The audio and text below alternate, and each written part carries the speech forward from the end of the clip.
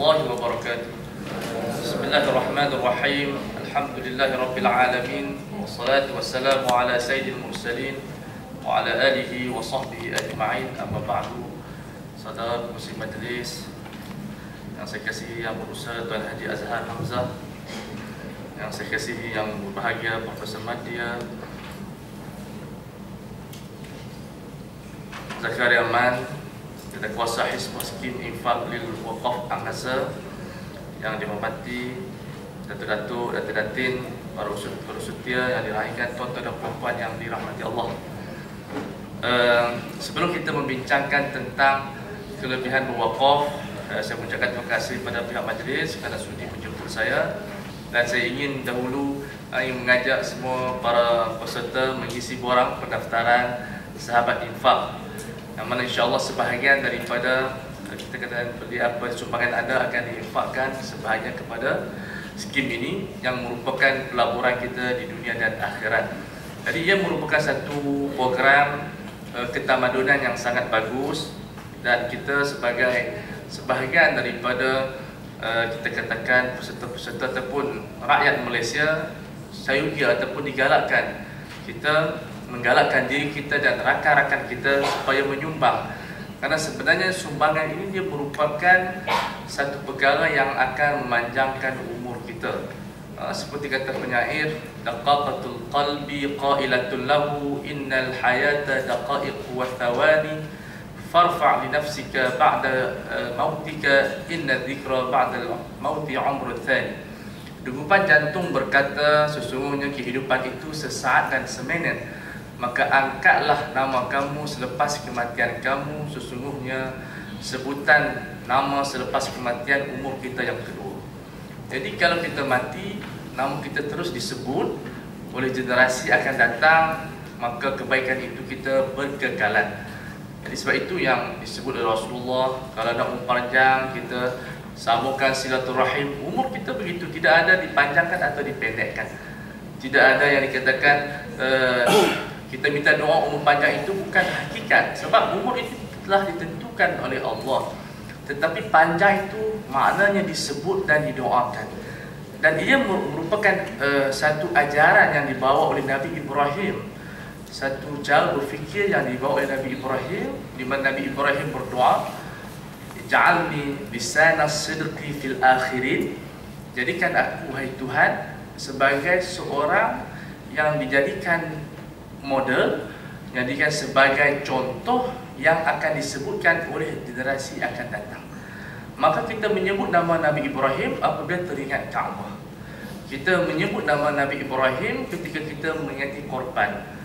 Dan tiap-tiap tahun ini saya rasa berceramah, start daripada bulan ni sampai haji, tiap-tiap hari ceramah korban, sampai kita pun tak nak korban nak lagi, tapi ceramah korban 2 bulan. Dah letih berceramah sampai nak jemu. Sebab apa? Nama Nabi Ibrahim itu dikekalkan oleh Allah. Maka kita dalam pepatah Melayu pun, harimau mati meninggalkan belang, kita mati meninggalkan kulit pun tak. Jadi kita meninggalkan jasa kita untuk disebut, kerana ia merupakan sunnah hasanah yang perlu dibawa. Saya bagi contoh, rakyat di Amerika, mereka buat donation kutipan setahunan hampir mencecah $60 juta. Dengan wang itu mereka membantu hospital, pendidikan dan sebagainya. Dan ia merupakan konsep yang saya akan ceritakan nanti, kelebihan berwakaf dalam Islam. Jadi ini program yang sepatut kita berminat, dan insyaAllah kita ada tawaran-tawaran istimewa. Nanti penghujung kita promosi buku Telaga Biru untuk sumbangan. Itu ada, kita Telaga Biru, Belian, Storm Leaders akan sumbang ke dalam tabung ini, dan dia akan digunakan untuk tujuan kebaikan. Dari Profesor Madya pun, Dr. Zakaria pun dah cerita, bekas bos saya lah. Jadi sebenarnya saya segan nak ceramah dulu sebab bos saya ceramah kat saya dalam mesyuarat. Jadi hari ni tak sangka jumpa, Alhamdulillah. Dulu saya di Queen dah 2 tahun dah, masa begitu cepat berlalu. Jadi Alhamdulillah. Jadi kita ingin berkongsi kebaikan pada hari ini. Jadi saya sekarang ni bertugas di Telaga Biru sebagai konsultan syariah. Jadi kita ingin bekerjasama, kerana kebaikan tak mampu bergerak melainkan yang kerjasama. Yang anehnya, orang-orang jahat bekerjasama. Kalau kita tengok Orang jahat ini, sama ada pencuri, sama ada apa-apa, orang yang buat jahat, dia ada agenda dan mereka mewarisi kejahatan mereka. Malahnya kebaikan ini tak diwarisi kepada orang, yang disebut sebagai taurith. Orang baik dia tak berfikir untuk mewariskan kebaikan dia. Orang jahat dia fikir, kalau dia pencuri, macam nak latih pencuri yang lebih baik daripada dia. Cuba dia tengok tukang sihir di zaman Ashabul Ukhdud. Dia fikir dia tukang sihir yang memelihara keamanan negara, menjadi penasihat seperti piramid lah, menuju 4 belalang. Jadi dia macam mana nak cari pemuda yang boleh ganti dia sebab dia dah tua dah. Jadi dia mencari seorang anak muda yang boleh bantu dia. Tetapi malahnya umat Islam, bila dia ada kehebatan, dia sukar nak mewarisi kehebatannya kepada orang bawahan. Kalau dia tupu silat, dia bagi 9, 10 dia simpan. Kerana satu tu jangan lebih daripada dia. Ini pemikiran yang tidak bagus. Orang yang bagus, dia ingin generasi yang akan datang lebih hebat daripada dia. Kerana cabaran yang akan datang lebih mencabar. Sebab itu Sayyidina Ali radhiyallahu ta'ala anhu berkata, jangan didik anak kamu berdasarkan zaman kamu. Didiklah anak kamu berdasarkan keperluan zaman dia. Maka ini yang menuntut kepada kita berfikir lebih jauh. Berfikir secara, kita katakan, melihat kepada kesudahan dan juga ma'alat, ataupun kita katakan seperti pada Stephen Jokowi sebut, orang yang bijak selalu berfikir melakukan benda yang kesudahan, benda yang akan datang. Dia bertepatan yang hadis al-kayyisu man dana nafsahu wa alim wa amila lima ba'dal maut. Orang yang bijak ini dia selalu audit diri dia, baik ataupun jahat, berfaedah ataupun tidak berfaedah. Dan yang kedua, dia selalu buat benda yang ada kesudahannya untuk hari esok. Malah bila dia buat kerja, dia ada imbuhan pada hari kiamat tak? Kalau dia belajar hari ini, pada waktu tua dia jadi apa? Begitu kita bila kita nak buat kerja, mesti kita fikir, apakah kesudahannya? Nabi dah bagi tahu, orang yang bijak, amila lima ba'dal maut. Dia akan laksanakan benda yang mana menghasilkan selepas kematian dia. Ini yang kita tekankan, insya-Allah saya rasa dengan pada program yang dilaksanakan ini dapat memberi semangat kepada kita, dan program ilmu ini dia merupakan charge bateri kepada kita untuk kita lebih bersemangat. Jadi kita kembali kepada PowerPoint kita. Kandungan kita ada definisi wakaf, pensyariatan hukum, kemudian Al-Quran dan konsep infak, kelebihan mewakaf dan penutup dan cadangan. Ini kita rangka daripada beberapa pemikiran tokoh seperti Syekh Al-Qaradawi. Okey, boleh teruskan pengenalan. Okey, baik. Islam membina umat yang suka tolong-menolong. Sebab dia begini. Kolektif ini dia boleh membawa kita mencapai benda yang sukar, ataupun kita namakan konsep teamwork. Kalau kita melihat sejarah Nabi Musa alaihissalam, dia seorang nabi. Tapi yang anehnya, bila dia ingin berjumpa dengan Fir'aun, dia meminta kepada Allah Subhanahu wa ta'ala, inginkan pembantu. Waj'alni waziran min ahli. Wahai Tuhan aku, jadikan aku pembantu daripada keluarga aku. Harun akhi, iaitu Nabi Harun alaihi salam. Untuk apa? Ushdud bihi azri, untuk nak bantu lagi. Sebab kebaikan ini dia perlu dibantu, bukan dipotong ataupun disabotaj. Untuk apa? Kay nusabbiha katsiran wa nadhkuruka katsiran. Agar kalau kami berdua jadi satu tim yang bagus, kami dapat bertasbih dan berzikir lebih banyak. Ini yang dikatakan poin ataupun sebab puncak utama kena hidup berjemaah ataupun secara tim. Kerana yang sedikit akan jadi banyak. Kita telah praktikkan dalam bacaan Yasin. Kalau kita baca seorang-seorang, mungkin 2-3 ayat kita tutup. Tapi kalau kita baca ramai, imam ada, jemaah ada, kita boleh baca dalam 20 minit dengan ada harakat dia, dengan wakaf yang betul, dengan tanwin yang betul, dengan gunnah yang betul. Kenapa? Barakah jemaah. Dan ini yang kita kata, umat Islam dia tidak boleh hidup bersendirian. Hatta kalau dia solat dalam solat dia bersendirian, tetap dia menyebut dengan kalimah ihdina, ihdina. Kami memohon pertolongan. Dan mengikut John Maxwell, pemimpin yang hebat dia akan selalu menyebut kami, bukan saya. Banyak orang bila dia jadi pemimpin, dia sebut ini agenda saya, ini pemimpin yang selfish, ini pemimpin yang diktator. Tapi pemimpin yang dia merasakan kebersamaan bersama dengan kawan-kawannya, bersama dengan rakan-rakannya, bersama dengan petugas-petugasnya, dia sebut kalimah kami. Kerana kami ni power of words, dia ada kekuatan. Bahkan saya merenung ayat Allah Subhanahu wa taala dalam surah Al-Kahfi, apakah rahsia Zulkarnain? Dia menjadi pemimpin yang sangat hebat. Cuba kita renung ayat dia menyebut, A'inuni, tolonglah saya. Dia tidak menggunakan kalimah memerintah rakyat dia, tapi dia menggunakan kalimah tolong saya. Mana dia bersifat timbul, dia bersifat kolektif. Sebab itu umat Islam dia suka tolong-menolong. Kemudian di antara ibadat yang dipraktikkan oleh ulama zaman berzaman ialah ibadah wakaf yang dimusnahkan oleh penjajah. Bahkan penjajah juga dia membuat konsep wakaf, tapi dalam sudut bukan bentuk ibadat. Dia ada cara dia sendiri. Kita wakaf. Wakaf ini dia berlainan dengan sistem yang sedia ada. Kerana wakaf ini bila kita keluarkan ataupun sedekah yang kita keluarkan bukan tujuan untuk membatalkan cukai. Ini dia antara kita sekarang ni buat keluar sama ada zakat ataupun sebagainya untuk apa? Dihapuskan cukai kita. Ini cara pemikiran yang insya-Allah sedikit demi sedikit kita kena hapuskan. Sebab niat wakaf ini tak ada kepentingan, melainkan kerana Allah Subhanahu wa taala, melainkan untuk menjadi sedekah jariah. Tetapi muskilah kita, mungkin kita perhatikan projek yang kita laksanakan tidak berjaya kerana niat kita tidak betul. Sebab dia ada power of intention. Kuasa niat itu penting.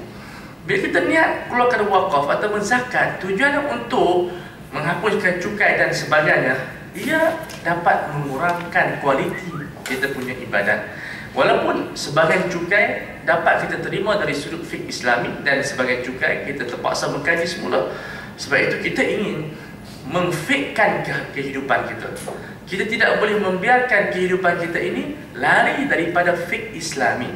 Sebab sejarah telah membuktikan bahawa fiqh Islami ini merupakan kepimpinan umat. Dia bukan orang, tapi fiqh itu menjadi qadah li hadhil ummah, menjadi pemimpin pemancu kepada umat. Bila umat Islam lari daripada sistem fiqh, manhaj fiqh, maka kita lihat di sana ada riba, di sana ada penipuan, cukai yang zalim. Cukai tidak semuanya haram. Orang yang pertama membincangkan cukai secara spesifik ialah Imam Haramain dalam kitabnya Ghiyathul Umam, yang membincangkan konsep kenegaraan, termasuklah menggulingkan kerajaan. Dia ada hukum begitu. Makna fiqh seperti yang berlaku di Mesir dan di Syria, semua ada dalam kitab fiqh.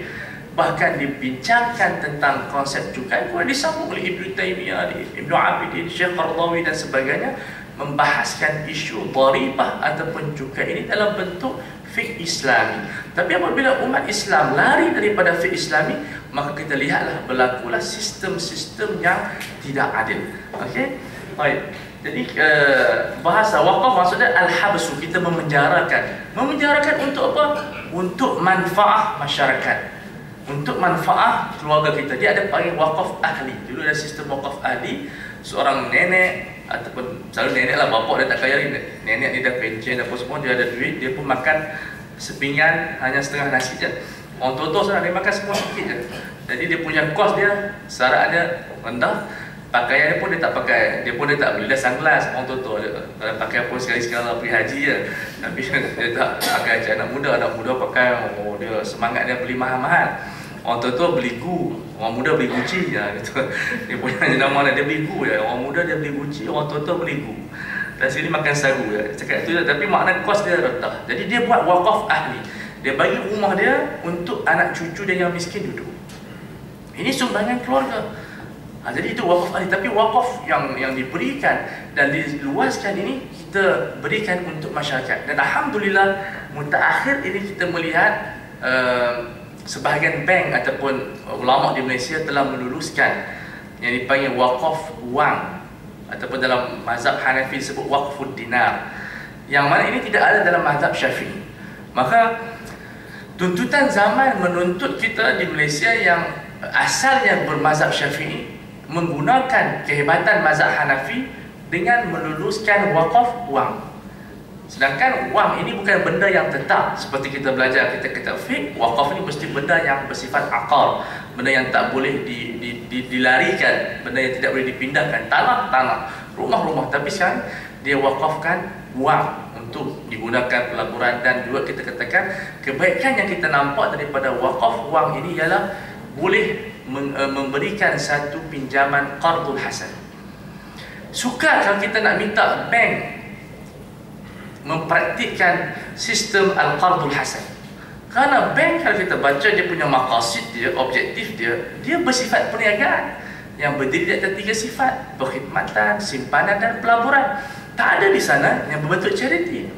Itu kalau kita baca buku-buku perbankan, sama ada bahasa Inggeris atau bahasa Arab ataupun bahasa Melayu, kita akan dapati bank dia bekerja untuk 3 perkara: investment, kemudian kepada sistem wadiah, kemudian kepada sistem perkhidmatan. Dan tak ada di situ bentuk qardul hasan.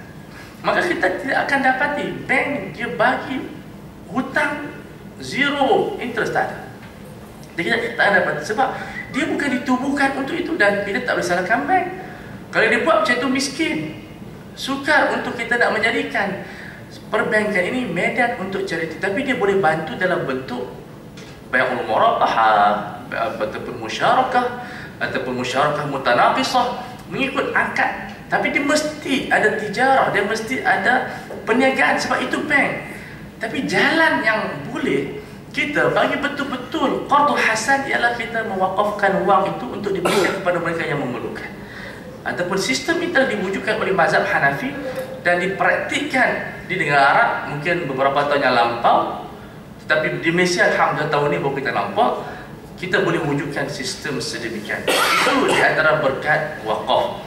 Kemudian istilah yang akademiknya menjadikan harta yang bermanfaat untuk tujuan kebaikan diambil daripada faedah daripada harta tersebut. Di sini kita melihat wakaf yang kita berikan boleh digunakan untuk keuntungan. Kita boleh bantu ramai orang. Dulu kalau kita baca sistem-sistem wakaf banyak buat untuk tempat pengajian. Hatta Al-Azhar Al-Sharif dah 1000 tahun. Pelajar-pelajar dulu time saya belajar bayar lebih kurang RM50 saja untuk kad apa dia panggil, kad pelajar. Master free, semua free. Tapi bila sistem baru dia minta RM1000 sikit. Dia charge dia, mungkin dia ada kepuas. Tapi RM1000 buat master ni, bukan RM1000, RM1000 Junai. Memang RM500 buat master ni saya rasa tak ada apalah. Kalau orang perempuan beli tudung 10 helai tu cukup lah. Tudung dia harga RM50, tudung Munawarah pula. Kemudian tudung apa dia, Wardina punya, asal 10 helai boleh bayar yuran master asal. Tak ada masalah. Orang perempuan yang takut jual tudung, letak buku, saya tengok tudung lebih laris. Buku dia tengok tapi dia beli tudung. Ini kita wakafkan tudung pula depan ni untuk orang miskin. Okey, jadi kita tengok di sini Azhar telah memberikan, telah membantu juta, bukan jutaan lah, puluhan juta orang Islam pada zaman dulu. Sebab Azhar sekarang ni pelajar dia hampir ada 1 juta. Bayangkan dengan serata kos yang ada daripada syariahnya, engineeringnya, mediknya, hampir ada 1 juta. Begitu ramai sangat. Dan dia punya yurannya sangat murah. Sekarang ni pun yuran dalam lebih kurang 300 juta begitu. Lebih kurang RM100 ya, tak mahal mana. Cuma kita nak hantar tu mahal lah. Cuma makna kalau pelajar mereka tak ada langsung. Itu berkat wakaf. Dan dia menghasilkan tokoh-tokoh seperti apa? Syekh Qaradawi yang belajar di Azhar free percuma. Syekh Muhammad Ghazali, Dr. Wabah Zuhaili, Dr. Ramadan Al-Buti, itu tokoh di negara Arab, di Malaysia. Dr. Harun dia kita ada banyak profesor kita di Malaysia yang belajar di Azhar. Dr. Masyidah Ibrahim Azhar. Tokoh-tokoh semuanya adalah Al-Azhar. Itu berkat daripada sistem wakaf. Tapi cuma dia masalah yang kita nampak wakaf ini dia teori yang belum diyakini. Ini masalah. Teruskan, jumhur ulama menyatakan dia punya persyaratan adalah harus, tetapi hakikatnya wakaf ini adalah sunnah muakkadah, sunnah yang digalakkan, tetapi ia boleh menjadi fardu kifayah sekiranya ia adalah satu-satunya yang boleh menyelamatkan ekonomi umat Islam. Sunat ini dia boleh berubah menjadi fardu kifayah sekiranya tidak ada jalan yang lain. Ada kaedah usul disebut qad yakunul fi'lu manduban bil juz'i wa yakunu fardan bil kulli. Kadang-kadang sunat muakkad ini dia jadi sunat kepada perbuatan ini sunat kepada individu, tapi kepada negara dia menjadi fardu kifayah. Kita bagi contoh kahwin sunat, semua kata sunat. Itu dalam bentuk individu, 2-3 orang tak kahwin tak ada masalah. Tapi kalau Malaysia buat keputusan menerima gender, khususnya contohnya gender, dan tidak mau berkahwin, ini merupakan satu perbuatan yang haram. Karena perkahwinan sunatnya pada pandangan individu. Tetapi apabila untuk melaksanakan undang-undang negara, pengharaman perkahwinan adalah haram kerana dia bersifat fardu kifayah. Begitu dengan sistem wakaf, dia boleh naik menjadi fardu sekiranya ia makna boleh membantu sistem-sistem kehidupan manusia. Okey. Kemudian teruskan persyaratan wakaf selesai, hukum wakaf dah selesai lah, tak apa. Al-Quran dan konsep infak. Okey. Al-Quran menggunakan kalimah infak ini kerana sumber kita selain daripada wakaf banyak nazar. Saya cadangkan buku, tapi buku dalam bahasa Arab. Kalau insya-Allah kalau ada izin terjemah kita terjemah, tapi masalah buku tak ada izin terjemah. Buku karangan Dr. Yusuf Al-Qaradawi. Tajuk dia Usulul Khairat. Dalil-dalil yang mensyariatkan kerja kebajikan. Charity. Dia memuatkan hampir 66 sumbangan yang kita boleh bagi kepada orang Islam dan masyarakat. Bukan Islam, bukan sahaja orang Islam, binatang-binatang pun kita ada sistem wakaf. Nanti tunjukkan sejarah.